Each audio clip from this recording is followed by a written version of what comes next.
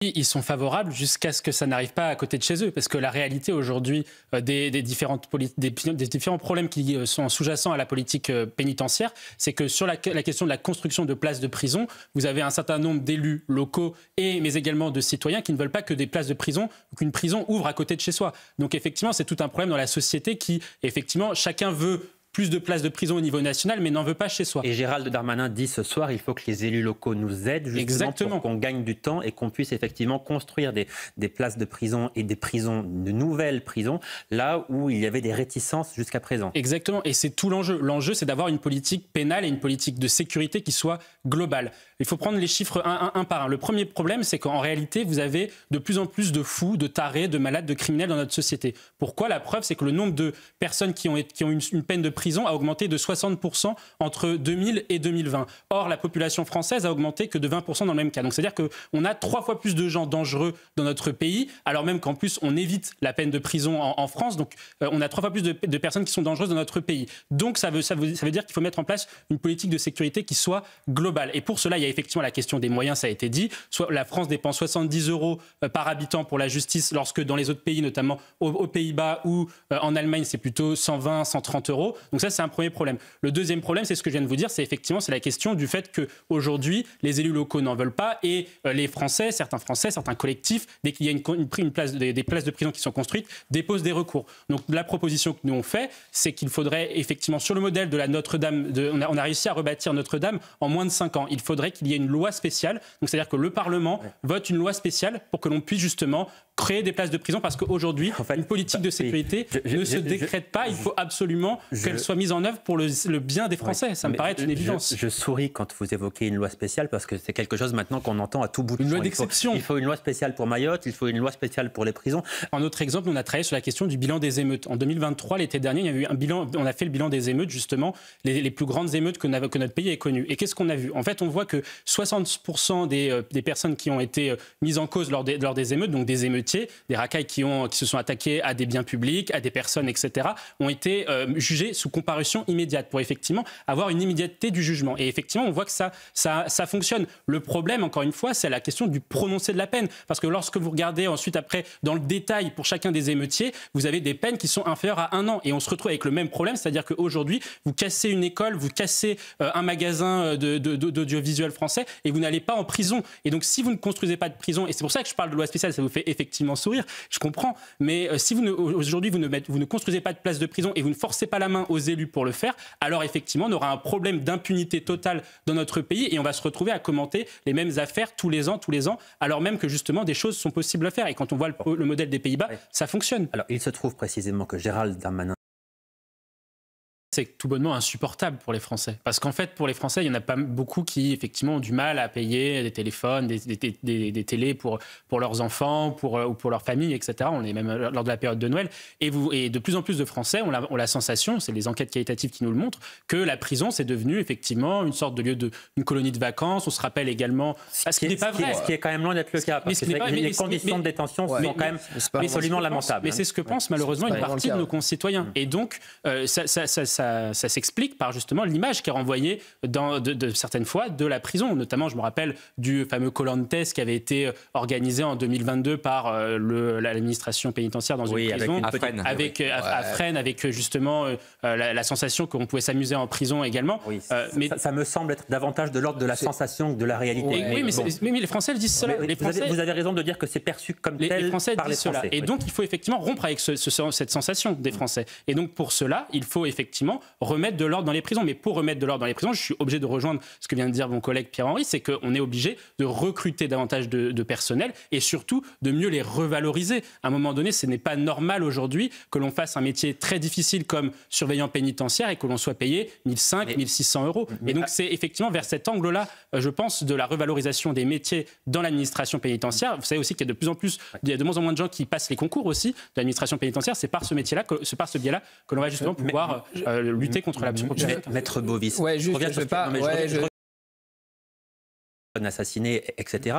Mais en même temps, est-ce que vous connaissez un pays en Europe ou ailleurs qui a réussi à lutter contre le narcotrafic? Est-ce que ça existe? En respectant l'état de droit, hein, je précise bien. Nous, on est en train de travailler sur cette question-là, donc je pourrais vous répondre dans quelques semaines, quelques mois. On regarde un peu ce qui a été fait, notamment sous Ronald Reagan et Margaret Thatcher, la guerre contre les narcotrafiquants dans les années 80. Oui, mais 90. Bien que les choses ont considérablement évolué. Bien sûr, que les trafics n'ont rien à voir avec ceux d'il y a 40 ans. C'est à approfondir. Non, mais la réalité aujourd'hui, c'est que dans tous les cas, c'est une question de doctrine. C'est-à-dire qu'en fait, Amaury a raison de dire qu'aujourd'hui, le macronisme a échoué assez lamentablement sur cette question-là. Pourquoi? Parce que c'est une question de doctrine. C'est la même doctrine finalement que celle de François Hollande ou des socialistes jusqu'alors. C'est-à-dire, c'était de dire, tant qu'il y a de la pauvreté, on ne fera jamais reculer le trafic de drogue. Et donc, tant qu'on ne mène pas une politique justement contre d'emploi, pour le chômage, etc., on va avoir encore ces trafics de drogue. Or, aujourd'hui, quand vous regardez les chiffres depuis 2017, le chômage a baissé à Marseille depuis 2017. Et pourtant, il n'y a jamais eu autant d'homicides, il n'y a jamais eu autant de crimes, autant de délits et autant de narcotrafic. Donc, c'est une question justement, je pense, de logiciel. Donc, il faut revenir sur ce logiciel-là et effectivement embrasser une politique qui soit beaucoup plus orientée sur les effets sécuritaires. Alors justement, le logiciel, notamment le logiciel public beaucoup plus efficace. Et on peut rentrer dans le détail de pourquoi cette politique publique n'est pas efficace. Elle n'est pas efficace parce qu'elle est bureaucratisée, parce qu'on parle de l'ANRU, mais il n'y a pas que l'ANRU comme organisme qui gère la politique de la ville. C'est géré au niveau des collectivités territoriales. L'ANRU, c'est l'Agence nationale de rénovation urbaine, je le précise. Oui. Il y a effectivement les collectivités territoriales, les municipalités s'occupent de la politique de la ville à travers la compétence de logement, les départements à travers la compétence du social, sur le logement social. Donc on peut démultiplier ça. Donc la politique de la ville, il n'y a pas qu'une question de moyens, c'est aussi une question de philosophie et de bureaucratisation. Ce qui nous interrogeait, Pierre-Henri Bovis, c'est le... C'est pour ça que je trouvais intéressant de rappeler le bilan des émeutes. C'est-à-dire que là, Xavier Bertrand dit la justice doit sévir. Mais lorsque vous regardez ce qui s'est passé après les émeutes de l'été dernier, la justice, elle a sévi. Oui. Le problème, c'est que le prononcé de la peine ne correspond pas, selon moi et selon, je pense, beaucoup de Français, à ce qui est exécuté. À ce qui est exécuté, ça c'est certain, mais surtout à ce qui devrait être prononcé. C'est-à-dire qu'aujourd'hui, c'est pour ça qu'on parle de laxisme. C'est pour ça que les gens pensent qu'il y a un laxisme aujourd'hui dans notre pays. C'est parce qu'aujourd'hui, quand vous dégradez une école, quand vous dégradez un bien public, vous vous retrouvez parfois avec un an, même moins d'un an de peine de prison. Ce n'est absolument pas normal, même si c'est pour une première peine. Il faut que les peines elles soient davantage exemplaires. Et donc là, vous rouvrez le débat sur les peines planchées. Et malheureusement, dans notre pays, ce débat-là a été confisqué par une partie du spectre politique, notamment par la gauche, qui ne veut absolument pas en entendre parler. Or, il faudrait effectivement rétablir les peines planchées. Il faut qu'à moins d'un an de peine de prison, il faut que malgré tout, vous ayez en prison. Donc on en revient sur la question de l'application des courtes peines. Mais pour tout cela, encore une fois, il faut une politique pénale et une administration pénitentiaire qui puisse suivre la route. Mais tant qu'aujourd'hui, vous avez des jeunes qui peuvent vandaliser une école et qui se retrouvent aujourd'hui toujours dehors, ça ne marchera absolument pas, alors même que l'école est un bien. Nous verrons s'ils sont interpellés et le cas échéant, à quoi est-ce qu'ils sont condamnés. Pour l'instant, il y a une enquête, ils n'ont pas été interpellés. En tout cas, je prends l'exemple des émeutes, les peines n'ont pas été... En tout cas, la moyenne des peines, c'est 9 mois. 9 mois, vous n'allez pas en prison. C'est dans notre pays une hégémonie culturelle à la gauche, et notamment sur les questions de laïcité. Et ces gens-là, effectivement, qui sont à l'origine du recours, ces gens-là, une vision de la laïcité à géométrie variable. C'est-à-dire que lorsqu'il s'agit effectivement d'aller embêter les Français sur les traditions chrétiennes de la France et sur l'Église catholique plus globalement, ils sont les fervents défenseurs de la laïcité, d'une laïcité dure, parce qu'il faut effectivement que la France soit culpabiliste d'avoir été chrétienne dans son histoire. Il faut renier 1500 années d'histoire de France. Par contre, quand il s'agit effectivement d'autres sujets, notamment les thématiques liées à l'islam, notamment sur la question de la baya, ces gens-là vont vous dire que la laïcité n'est pas quelque chose qui doit être un bouclier, c'est quelque chose qui doit être justement garantir la liberté religieuse, etc. Et donc il y en a marre dans notre pays qu'il y ait aujourd'hui une hégémonie culturelle de certains sur les questions de laïcité. Il faut absolument revenir à une vision de la laïcité à la française, une vision justement qui tolère la liberté de culte, qui effectivement reconnaît les racines culturelles chrétiennes de la France, bien évidemment, et puis qui ensuite après organise la liberté de culte pour toutes les religions. Et c'est quelque chose qui paraît normal. Mayotte, à présent. Sur Mayotte, mais il s'est fait éclipser par Emmanuel Macron, mais parce qu'au début, il a été nul sur la question. Et au départ, et c'est pas que l'histoire du conseil municipal de Pau. Les réponses qu'il avait apportées à l'Assemblée nationale sur la question de Mayotte n'étaient pas bonnes. Il avait semblé, lors des questions au gouvernement, notamment, je me rappelle de la question de Mathilde Panot sur la question de Mayotte, le Premier ministre n'avait pas fait l'objet n'avait pas démontré qu'il avait pris la pleine mesure de la situation à Mayotte, qui est une situation qui est aujourd'hui digne d'un pays du tiers-monde. Et Mayotte, aujourd'hui, malheureusement, c'est l'avant-garde des problèmes que nous allons avoir, nous, en France, dans l'Hexagone. C'est la tiers-mondisation. des services publics. On n'en est quand même pas là. On est très loin de cette situation. Je vais illustrer avec quelques chiffres notamment. Mais le premier élément, c'est déjà qu'on a un sous-investissement chronique sur les services publics de première nécessité et les services publics de proximité. C'est quelque chose qu'on a sur l'eau, c'est quelque chose qu'on a sur d'autres services publics. En France également, dans l'Hexagone aussi, on a un retard sur les questions d'adduction d'eau. Je veux qu'on reste vraiment sur Mayotte et sur la situation que vivent les habitants en ce moment. On a un problème donc de cela. Et ensuite, après, la question qui va se poser pour le Premier ministre, c'est d'annoncer des moyens supplémentaires pour Mayotte.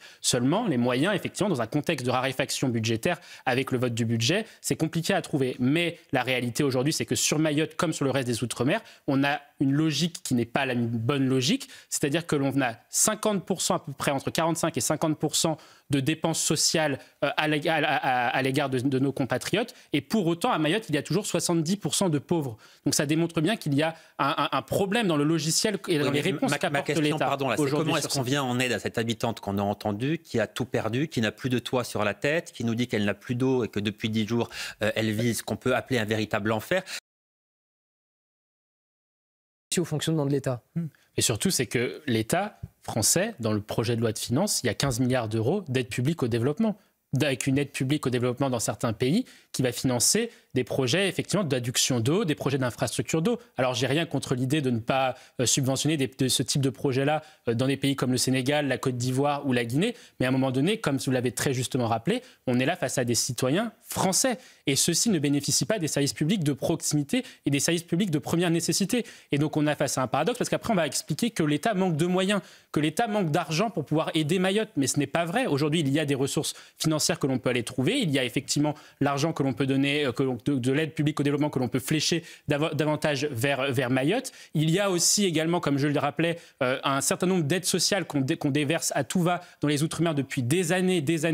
Ça ne marche pas. On pourrait se priver d'une partie, parce que c'est quand même quelque chose qui est important dans la constitution de leurs revenus, certes, mais on peut se priver, on peut quand même flécher une partie de ces crédits-là sur des investissements productifs, sur des investissements en termes de services publics, parce qu'aujourd'hui, ce qu'il manque, c'est le service public. Et on ne peut pas aujourd'hui, en tant que Français, 7e puissance économique mondiale, se satisfaire que ce sont des ONG, aussi louables soient-elles, qui viennent justement en substitut des défaillances de l'État. Ce n'est pas normal aujourd'hui dans un département français, me semble-t-il.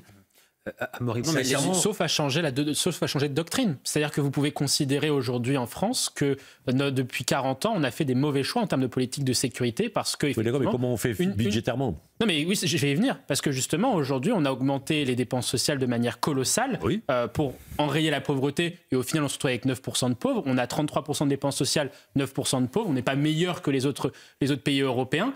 Et pour autant, on a toujours plus d'insécurité parce qu'on a désarmé l'État régalien, désarmé l'armée, la police et surtout la justice. Effectivement, nous on le voit quand on regarde par rapport aux autres pays européens, l'Allemagne, la Suède ou les Pays-Bas, on est à 2 fois moins en termes de dépenses.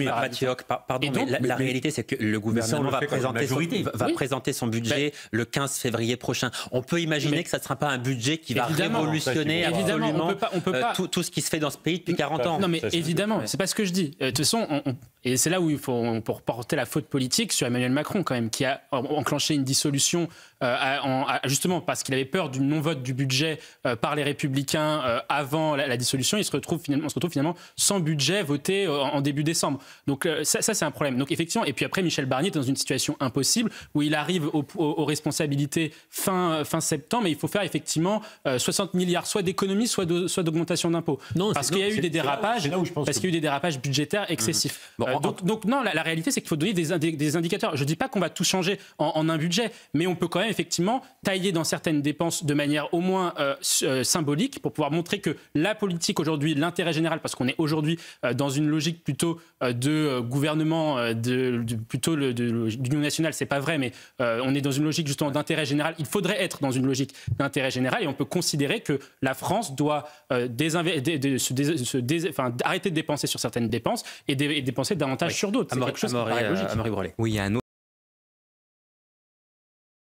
Fasse attention, Gérald Darmanin, sur la question de justement de faire des grandes déclarations, parce qu'il porte un bilan. il porte un bilan sur les questions de sécurité au ministère de l'Intérieur. Et le bilan, quand vous regardez les chiffres de l'insécurité depuis qu'il est ministre de l'Intérieur, enfin lorsqu'il a été ministre de l'Intérieur, les résultats ne sont pas bons. La plupart des indicateurs aujourd'hui de l'insécurité quotidienne sont dans le rouge. Donc faut qu'il fasse attention avec l'idée de faire des grandes annonces sur un certain nombre de propositions. Ensuite, après, la question sur les places nettes dans les prisons, c'est qu'aujourd'hui, vous avez une reconfiguration des trafics de drogue. Ça existait un peu avant déjà, mais il y a une reconfiguration des trafics de drogue parce que pour une simple et bonne raison, c'est que pour beaucoup de narcotrafiquants, ils sont plus en sécurité en prison qu'à l'extérieur, puisque à l'extérieur, vous avez une augmentation spectaculaire du nombre de règlements de compte. Et donc, tant que vous ne faites pas une réponse sur les deux leviers à la fois à l'intérieur de la prison et à l'extérieur de la prison, je suis d'accord avec ce qui vient d'être dit, j'ai l'impression qu'on va arriver dans la même situation que les places nettes, c'est-à-dire que vous délogez des dealers pendant quelques temps sur un territoire, sur une place, dans un hall d'immeuble, et pour autant, finalement, le point de deal va se déplacer. Et c'est une réalité que remontent les policiers, c'est qu'aujourd'hui, un policier peut très bien faire son travail, fermer un point de deal à 9h.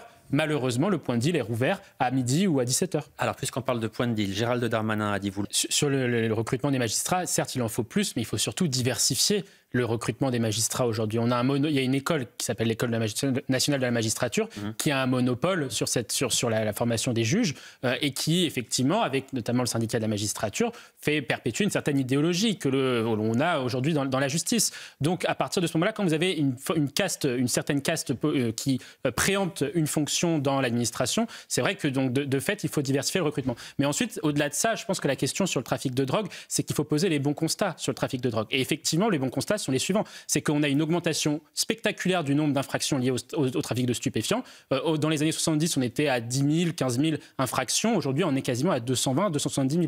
On est sur une véritable économie parallèle qui fait vivre à peu près 250 000 personnes selon les services du ministère de l'Intérieur. Donc, et surtout, et de plus en plus, le trafic de drogue s'est répandu sur tout le territoire aujourd'hui. On a d'une certaine façon exporté les problèmes dans les années 80 de Paris, Lyon et Marseille. On les a exportés au reste de la France, notamment dans les territoires ruraux et dans les zones périphériques. Donc à partir de ce moment-là, il faut opérer un véritable plan de reconquête qui soit global. Seulement, comme les moyens de l'État sont insuffisants pour pouvoir le faire, il faut procéder petit bout par petit bout. Et moi, je pense qu'il faudrait commencer par les zones rurales et les zones périphériques, parce que c'est celles qui sont aujourd'hui, on va dire d'une certaine façon, le plus simple à reconquérir.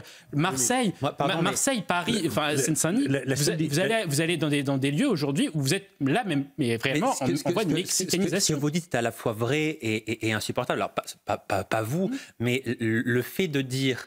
on est dans un État ou dans un pays... Avec ce qu'a dit Philippe David, moi j'ai grandi dans un quartier qui effectivement a été rénové comme ça. Donc la Roseraie à Angers. Oui. Voilà, vous prenez n'importe quoi. Et donc on a effectivement, les pouvoirs publics sont arrivés, tout le monde a été délogé, on repeint tout bien comme il faut. Et pour autant, les indicateurs de criminalité dans ce quartier-là n'ont pas baissé. Bien au contraire, ils ont explosé. Mais pourquoi le problème est... Oui, mais parce qu'on n'a pas maîtrisé des politiques de peuplement. On a continué à envoyer dans ces quartiers les populations les plus fragiles et on a laissé les délinquants sur les C'est pas qu'une question de pauvreté. C'est pas qu'une question de pauvreté. Parce que si vous regardez la carte de la France et vous faites un rapport tout simplement entre l'insécurité et le taux de pauvreté, vous verrez que les départements les plus pauvres ne sont pas forcément ceux qui sont les plus insécures. Notamment, je prends l'exemple de la Creuse, etc. Mais la réalité, c'est que la pauvreté, l'insécurité, c'est une notion qui est multidimensionnelle, qui est multifactorielle. Il y a effectivement la pauvreté, ça joue, je vais pas le contester, mais il y a une dimension qui est culturelle. C'est-à-dire qu'aujourd'hui, dès lors que vous acceptez la logique de la doctrine de l'excuse, c'est-à-dire que vous excusez systématiquement les jeunes qui sont délinquants, dès lors qu'il y a une question d'impunité, c'est-à-dire que lorsque, par exemple, je reprends encore cet exemple-là, sur le bilan des émeutes, vous faites un prononcé de peine de moins d'1 an parce qu'ils ont dégradé une école et que donc les gens ne vont pas en prison, effectivement, vous allez encore avoir de la délinquance. Donc tant que vous résolvez pas l'ensemble de ces questions-là, vous ne pourrez absolument pas reprendre le contrôle de ces territoires. Et on a cru qu'avec l'urbain, ça suffisait. Mais oui, mais c'était faux. Mais en plus, ce que dit Philippe David, c'est pas faute de l'avoir dit. Hein. Oui, mais on a commencé à faire ça depuis les années 80. Oui. En 2000, les socialistes Lionel Jospin impose la loi SRU. 25% de logements sociaux dans toutes les villes de France. Quels sont les résultats de cette politique-là? On a exporté les problèmes de Lyon, de Paris et de Marseille à toutes les villes moyennes. Et ensuite, après, ces problèmes-là, ce sont donc comme Angers, comme Nantes, comme Châteauroux, etc. Donc, après, on arrive à une solution qui est absolument insoluble. Donc, il fallait laisser le ghetto. Non, c'est pas ça. La question, c'est vous faites une politique de travail, mais remettez déjà vous cassez les tours. Ce n'est plus possible. On ne peut pas vivre avec l'architecture des années 70. Ce n'est plus possible. Ce sont des coupes-gorges aujourd'hui. Ensuite, après, vous faites de la reconquête avec des services de police, des services de justice. C'est ce qui n'a pas été fait. C'est ce qui n'a pas été fait, ce qui est loin d'être fait. Et ensuite, après, vous faites une politique d'emploi, une politique d'éducation. Mais tant que vous faites pas, et surtout, vous sortez les grands dealers de ces quartiers-là. Vous sortez les jeunes de ces quartiers-là. Vous faites des internats d'excellence où justement, il faut remettre de la discipline un peu. Tant qu'il n'y a pas de discipline, tant qu'il n'y a pas d'ordre, on ne reprendra jamais le contrôle. Mais si je peux me permettre, qui devait s'occuper des dealers? Qui devait s'occuper des politiques de l'emploi? Les communes, les départements, je finis, les régions. Mais ce que faisaient la plupart des maires, c'est que les quartiers de banlieue, ils les ont laissés. Ils s'occupaient que des centres-villes, des classes moyennes, de leurs électeurs. Les autres, ils s'en foutaient. La France est le pays de l'entre-soi. Le pays de l'entre-soi. On laisse les pauvres avec les pauvres et on ne veut pas s'en occuper. Et on a dit la politique de la ville, ils l'ont et qu'ils se débrouillent avec. C'est comme ça que ça se passe dans ce pays. Et on n'a jamais voulu s'occuper réellement de ces quartiers. C'est absurde ce que je dis, parce qu'on a mis des milliards. Mais les politiques de droit commun dont vous parlez, elles n'ont pas été mises en œuvre dans ces quartiers. Oui, et puis vous avez aussi un autre point, c'est que les élus, notamment des élus socialistes et communistes, ont laissé prospérer ces situations-là pour avoir un magot électoral. Et ça, je peux vous le dire. Regardez les communistes dans les années 70. Oui, ou même les socialistes. Le nouveau Front populaire également aujourd'hui avec la France insoumise fera la même chose. Donc tant que vous n'avez pas aujourd'hui aussi des responsables politiques qui changent, malheureusement dans ces quartiers-là resteront des territoires. Vous avez aussi des élus de droite qui disent nous on veut pas de pauvres. Oui, également des élus de droite, bien sûr. Donc, mais principalement de gauche. La ghettoisation, elle est la responsabilité de tout le monde. Non mais la vraie question, c'est que François Pupponi parlait à juste titre en Picardie, mais c'est la même